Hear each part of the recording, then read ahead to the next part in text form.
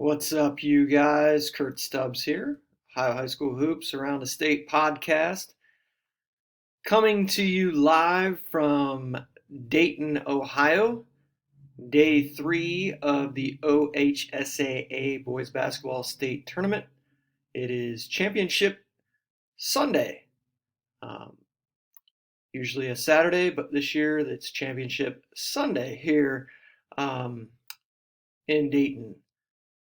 So we've got the finals set, 4 games today, 10:45, 2 o'clock, 5:15, and 8:30 for the D1 final.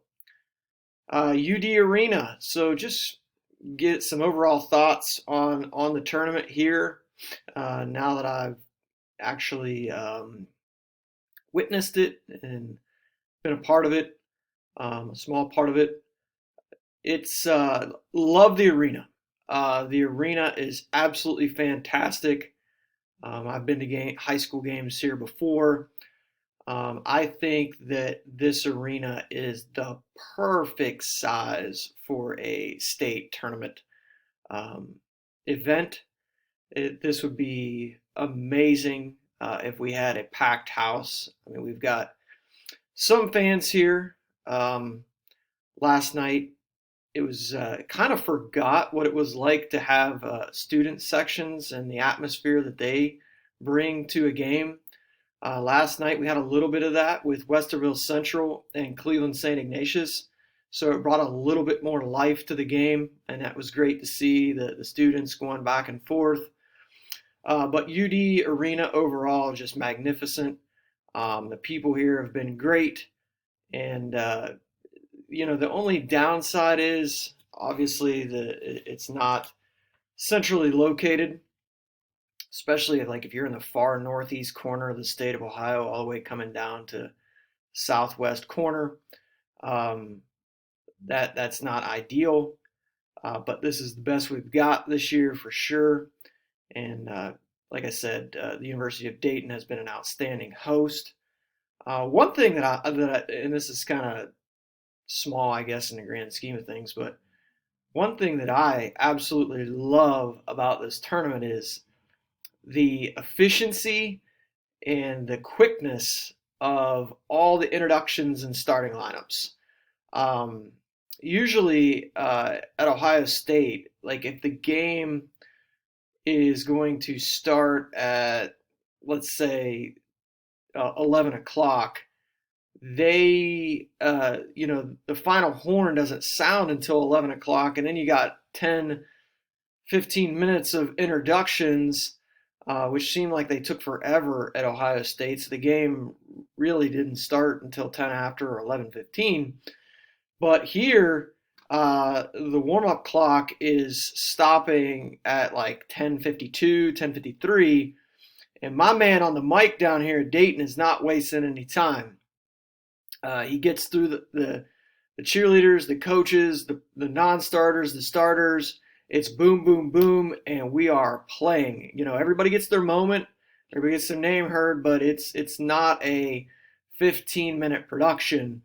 And I absolutely love that about the whole beginning of the contest. So that's one distinct positive for me about just the game in general.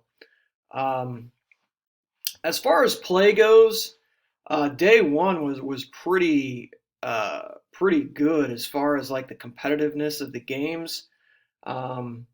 Day one, the average margin of victory was about 4 points. The winning team averaged 51.8 points per game. The losing team at 47.5, so just a shade over a 4-point difference. Day two, not so much.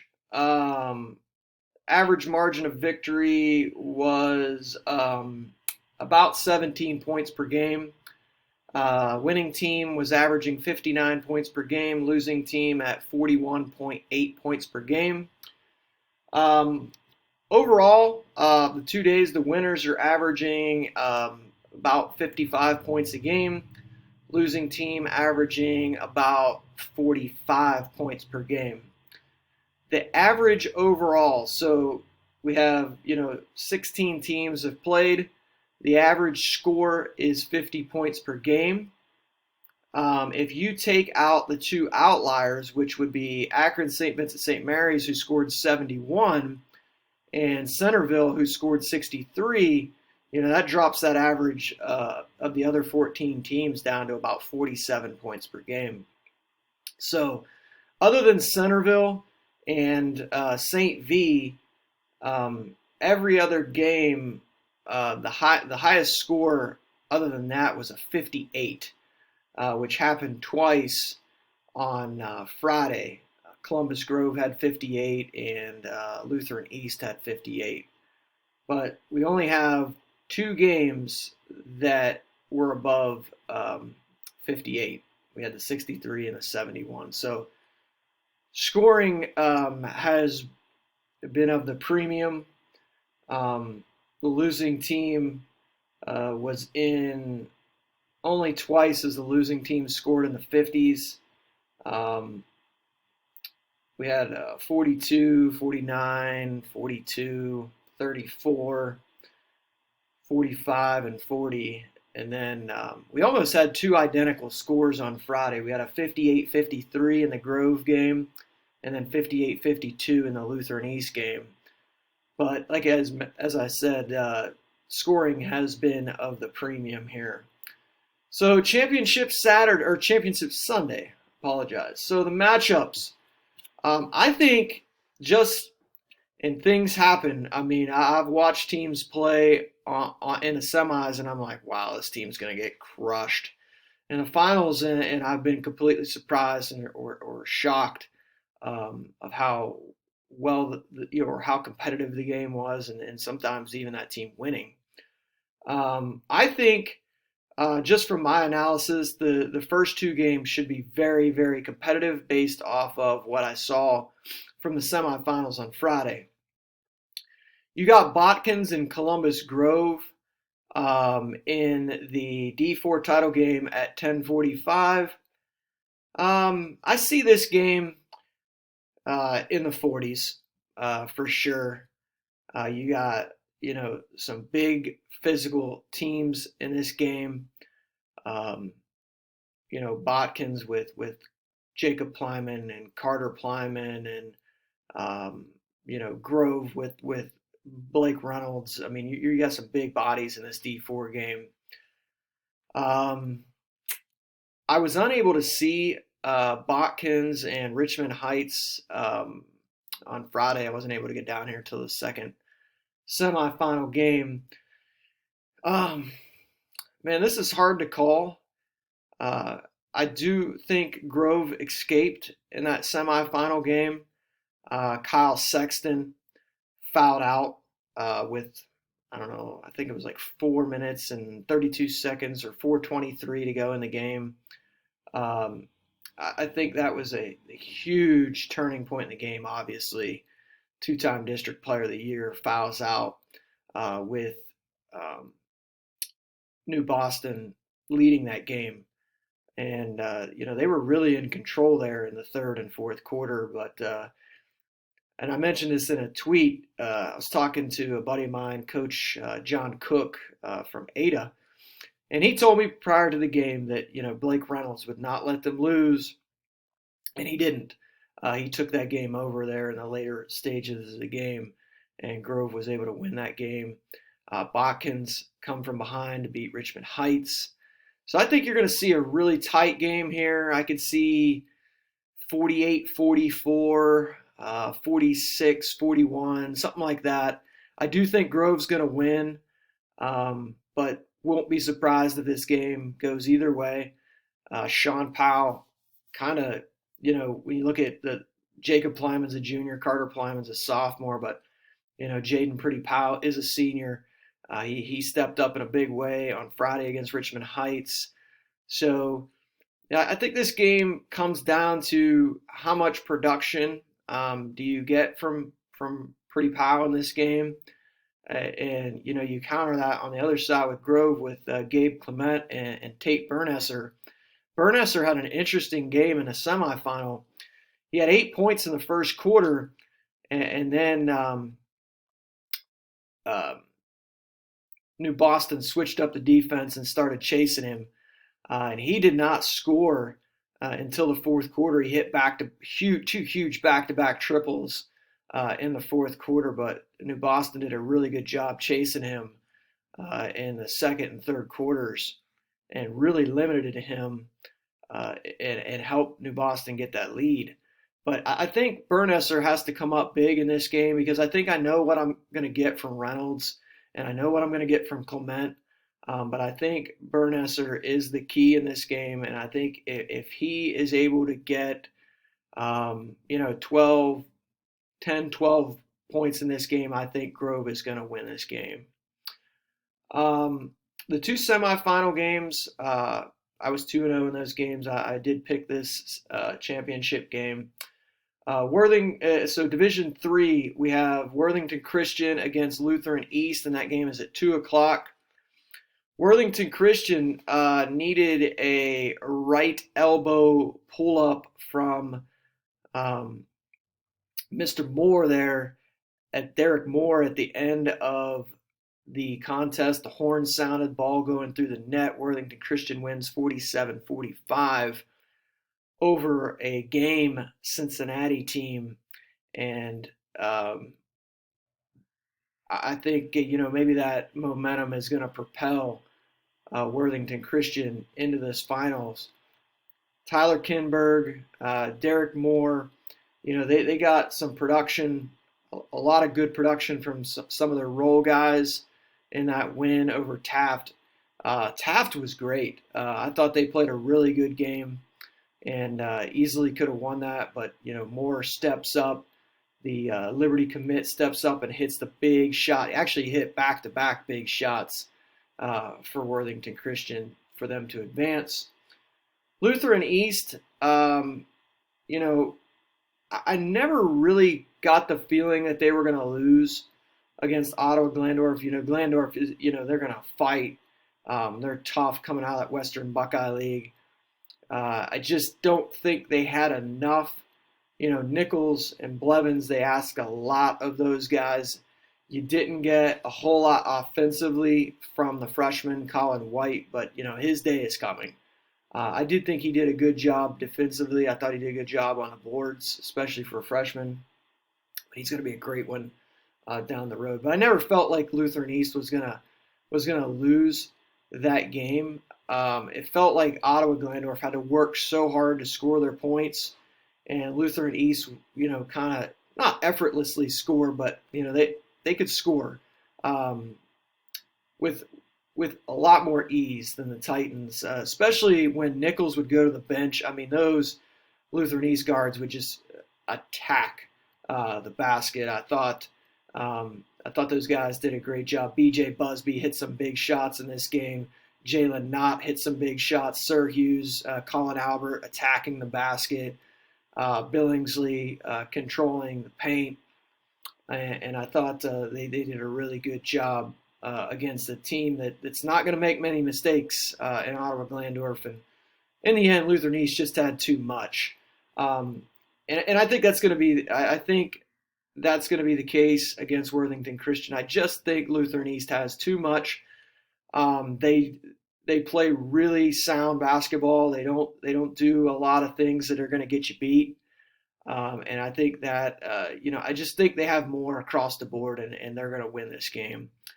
I was 2-0 in my semifinals picks here in Division Three, so that put me at 4-0. I was looking good. And then Saturday, the D2 semifinals, DeSales and Dayton Chaminade. That game was, it wasn't a masterpiece by any means.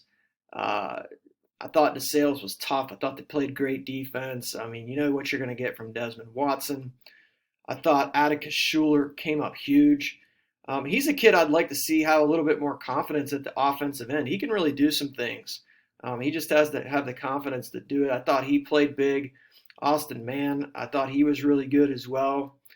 But I think, I want to mention the freshman from Chaminade, Jonathan Powell.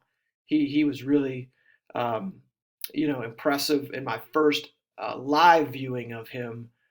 He's really good, off the dribble with the pull ups. He's got really good range. He's long. He just kind of glides to the basket. I think he's got a really bright future. Big key in that game, Danny Nassif. I don't think he ever really could get into the game. He got in foul trouble, got 2 fouls in the first quarter, sat the entire second quarter, I believe, and he just never could get into the game. And I thought that was a big turning point. But DeSales was really good defensively, held CJ to 34 points. Today they're going to get a different product. Akron St. Vincent St. Mary's, number 1 versus number 2, just pretty much took Lima Shawnee apart. Kind of did whatever they wanted. Shawnee, as I mentioned on a tweet, is 75-5 over the last 3 seasons with this group of seniors, with Mangus, Vermillion, Berkey, and Tyson Elwer. What a run. Came to an end against just an unbelievable St. Vincent St. Mary's team. And Malachi Branham, the Ohio State signee, he really didn't have an outstanding game.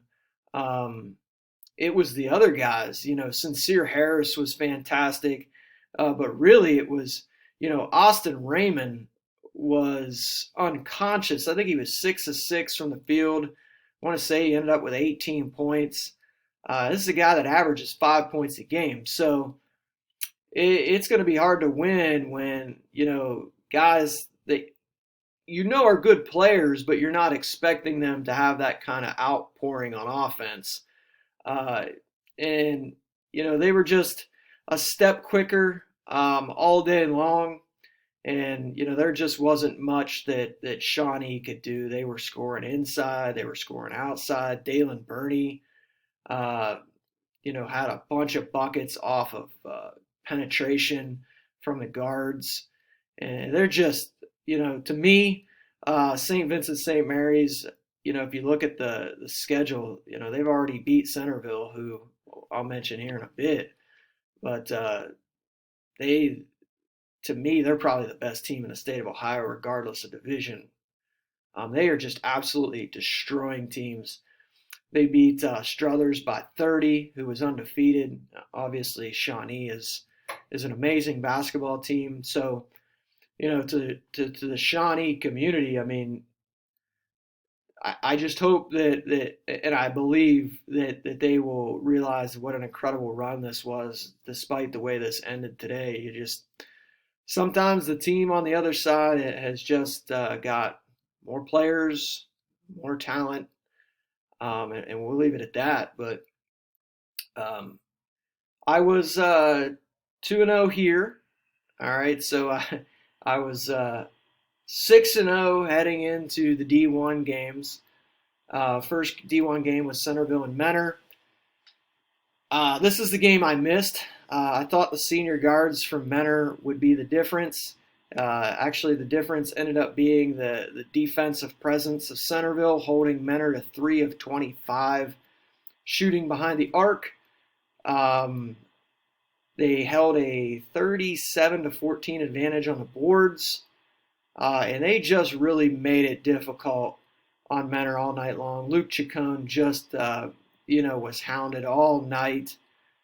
Centerville's role guys were huge in this game. You get 21 points, 10 rebounds from Tom House. Gabe Cupps had 11. I think Rich Rolfe had 6 and 11 boards. But the role guys were just, they just did their thing. And they were a big difference in this game. Brooke Cupps, Bob Krasancic, both unbelievable unbelievable coaches. But the defensive effort and just the scheme, closeouts, just 5 guys dialed in for Centerville. They're going to be really hard to beat. They got size. They got guys that know their role. Um, just an overall really sound basketball team that is mainly underclassmen. So the likelihood that you're going to see Centerville back in the Final Four next year is pretty high. Um, and for Mentor, it was a great run. They scored some points in spurts. They'd get 4 here, 6 here, real quick. But for the majority of the game, they were just locked up. And Centerville was able to win this game 63-49. The nightcap was wild. Westerville Central's guards.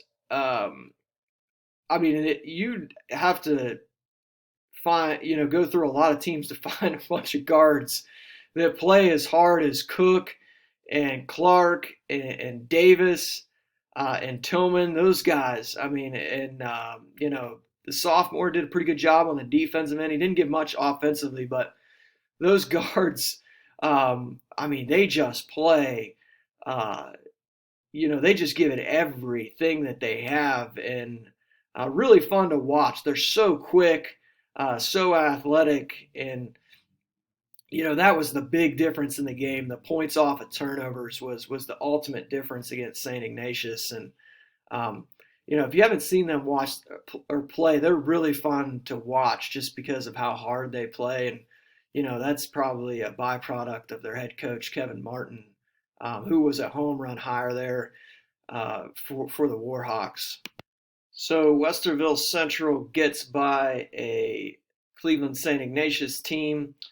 And I don't think, I know Cam Joyce said to the media, I think the last time St. Ignatius was there in 2001 when they won it all. I don't think it'll be that long before they make it back here. He's doing a good job there. And, he's got some good, talented young freshman guards. Got the big fella back who's a junior. So Ignatius, they're going to be around. So it was a good run for the Wildcats getting to the Final Four, beating their rival along the way, St. Ed's, to do it. So D1, I was 1-1. Like I said, I missed the Centerville Mentor game. Apologize to the Elk community. So 7-1 there. So today, like I said, we got the Final 4 games of the season. Always bittersweet to end the season. For me, there's no bigger stage. I've done the whole travel ball scene, the EYBL, and the Adidas gauntlet and the Under Armour, the grind, and all those things, and those are cool to see some of the best players in the world. But there's nothing like high school basketball with the communities, and especially when you get a group of guys that have played together for a long time since grade school, and they make a run, and the community supports it. There's nothing like it. So I'm obviously a high school basketball guy over travel ball. I know they both have their benefits. I would be remiss if I didn't say how much travel ball can have an influence on a kid's future in terms of basketball. But to me, I'm a high school guy, and this day is bittersweet. Always the last 4 games of the season, and it was cool. Just to with everything that's went on this year, it was cool just to get down here and see some of the basketball family that I've been able and blessed to build up over the years. Just kind of want to mention some of those people that you may have never heard of, but these are people great people I've met along the way. And like I said, just been blessed to be able to be in this for as long as I have, and meet some of these really cool people. Dan and Kyle, Those guys, in a normal year, see more basketball games than anybody, probably in the United States. Um, they were able to make it down this week. I think Dan's been to every state tournament since 1976, so it was great to see those guys chop it up a little bit, even though Kyle had that Buccaneers hat on. Um, even though he's a Patriots guy, but he did have that Buccaneers hat on. He told me it's a front runner. So Dan and Kyle, it's good to see you guys. Good to see Coach John Cook, Aaron Matthews. I get to see him about once a year. My guy from up in the Lima area, Michael Hearn, who I believe I'm going to come on his podcast today to talk about state tournament. TJ Petros, was able to see him for the first time, I believe, in a year. Michael Roth, of course, he's looking for a good conversation. Jason Morrow stopped by a few times from 270 Hoops to say hello. Didn't get to talk to Zach Fleer. Did see him. Been texting with him. I know he's a busy guy. I saw Matt Gould. I wasn't able to talk to him, but did see him from afar working the camera. Trying to think anybody else that I ran. Obviously, Tim Street and his crew with the OHSAA have done a great job putting this on and making this state tournament happen when a lot of people were kind of pessimistic that the winter season would happen, and it did, and they did a great job of finding a venue throughout the tournament in all sports, not just basketball, and that unfolded with not too many hitches. So great job to the OHSAA and Tim and his guys. Trying to think if there's anybody else that I ran into. I don't want to miss anybody. I'm kind of trying to think down the line. Oh, how could I forget my guy? Man, if you've never met Roger, Roger, and I apologize. I'm going to say that Rogers is got to be in his late 70s, early 80s. But man, this guy, he is sharp. I think his last name is Barber, Roger Barber. He did a lot of like play-by-play stuff in the Wilmington area. He loves it, man. He always wants to come over and talk about, notable alumni or just so many different random things. Yesterday, he was telling me about the Kentucky Colonels and this book I had to get, and I'm gonna get it and read it. But man, I love seeing Roger. He didn't have the mustache this year, but he did have the signature cardigan, which is his go-to. He didn't. I don't think he had a hot dog this weekend, but he did get a brat yesterday. He recommended that, so I took him up on that offer, and he was right. It was good. But it was great seeing Roger. I just love seeing guys like that down here, and he has so much life and energy for a guy his age, and he's on his own. He's using a computer and the internet. When I first met him, he was still calling in, these little segments, I'm guessing for a radio from a landline phone. He'd plug it in. And it was great. Just awesome guys like that you meet along the way. There were a few people that I didn't get to see down here. Corey Albertson, I think he's out in Vegas right now. Chaz Wolfe, he trolled us. Told us he was coming. I don't think he left Northeast Ohio, but just some guys that are usually down here. Of course, John Stovall, he's out in Portland now with Nike, and then obviously, last but not least, my dad, who usually comes. I know he missed 2008. And I can't remember why, but he's been coming with me every single year. He wasn't able to make it down this year, and that's obviously a major disappointment. That's one of the major reasons that I love the state tournament. Just seeing dads with their sons down here or daughters. It just brings so much joy to my heart when I see dads with their sons and taking them to things like this and memories that'll last a lifetime. So hopefully my dad's able to get back next year and we're kind of back maybe in a more normal sense of things. But If I missed anybody that I saw this weekend, I apologize. Doesn't mean you're not in my inner circle of basketball family. Just forgot, so I apologize. But I want to close with this. My final four picks: D4, Columbus Grove; D3, Lutheran East; D2, Akron St. Vincent St. Mary's; and D1, Centerville. That's the picks. Shooting for 4-0 today. We still got NCAA tournament going on, so best time of the year, guys. Palm Sunday next week, Easter the following week. God bless every one of you guys out there, and hopefully we're talking soon with the 25th anniversary series coming up. So everybody have a great and wonderful Sunday, and we will talk soon.